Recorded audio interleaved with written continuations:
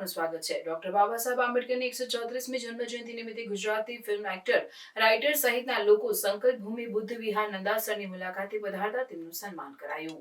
Doctor Baba Saheb આંબેડકરની 134મી જન્મજયંતિ નિમિત્તે 14 એપ્રિલ 2025ના રોજ સવારે 9 કલાકે સંકલ્પ ભૂમિ બુદ્ધ વિહાર નંદાસણ ખાતે Gujarati film actor, writer, director સૂર્યકિરણ રાવત તેમજ ખાદી ઇન્સ્ટિટ્યુશન્સ એસોસિએશન ગુજરાતના પૂર્વ પ્રમુખ બાબુભાઈ એમ વાઘેલા સાહેબે શુભેચ્છા મુલાકાતે પધાર્યા હતા।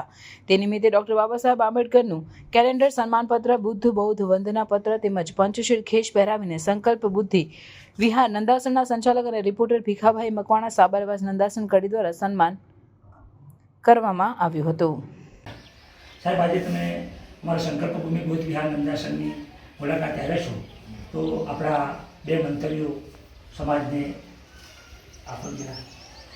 આજનું જે મિશન છે, ખાસ તો એ અંધવિશ્વાસમાંથી લોકોને બહાર આવવાની જરૂર છે, તો જ એની પ્રગતિ થાય।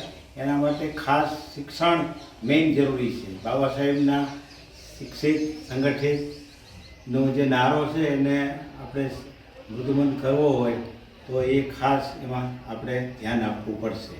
આજે આ નંદાસણ સંકલ્પ બુદ્ધ વિહારનો મુલાકાત લીધી, બહુ જ હું હર્ષની લાગણી અનુભવું છું। જય હિન્દ। નંદાસણ મુકામે સંકલ્પ બૌદ્ધ વિહારની મુલાકાત લીધી એટલે હમણાં સંકલ્પ બૌદ્ધ વિહારના સ્થાપક તરીકે મને ગર્વ થયો કે આજે સાહેબ આટલા મોટા કલાકાર આજે અમારા બૌદ્ધ વિહારની મુલાકાતે આવ્યા છે। તો સાહેબ, આજે જન્મતિથિ નિમિત્તે આજે પ્રેક્ષકો અને સમાજને આપ શું કહેવા માંગો છો? જય ભીમ, નમો બુદ્ધાય। ભીખુભાઈ, આપ આજના દિવસે આપણી જે મુલાકાત થઈ છે એ બાબા સાહેબ દ્વારા થઈ છે।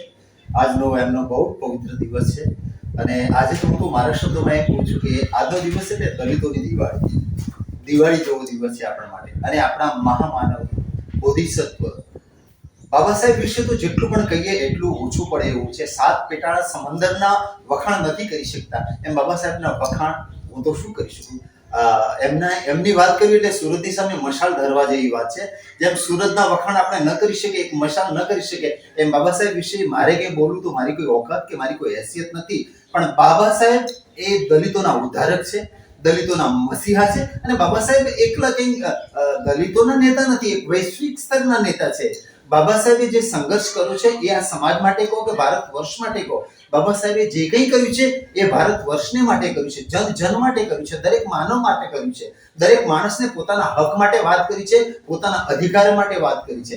એમણે પોતાના સમાજ માટે, જ્યારે પોતાના સમાજની વંચિતો, પીડિતો, શોષિતોનો, ઉપેક્ષિત સમાજ માટે જ્યારે એમણે જોયું કે મારો સમાજ બહુ દુઃખી છે અને જ્યારે એમને આ કામ હાથમાં લીધું ત્યારે તો એમણે જે સંઘર્ષ વેઠ્યો છે એની વાત આપણથી કાયમ નથી। આજના દિવસે બાબા સાહેબને મારા કોટી કોટી વંદન છે। સમાજને, આપને અને મિત્રોને જે બાબા સાહેબના અનુયાયીઓ છે બધાને મારા તરફથી તો બે હાથ જોડીને એક જ વિનંતી છે, નમો બુદ્ધાય, જય ભીમ કહીને મારી એક નમ્ર અરજ છે કે બાબા સાહેબના પંથે ચાલો, એમના ડગલે ડગલે એમની વિચારધારાને અનુસરો, ત્યારે સમાજ મજબૂત બનશે અને સંગઠિત બનશે। જય ભીમ, નમો બુદ્ધાય। આવા ન્યૂઝ જોવા માટે સાબર આવાઝ યુટ્યુબ ચેનલને સબસ્ક્રાઇબ કરો અને લાઇક કરો, જેથી હવે પછીના દરેક સમાચાર સબસ્ક્રાઇબ કરેલા હશે તેઓને નવા સમાચારની માહિતી મળી જશે।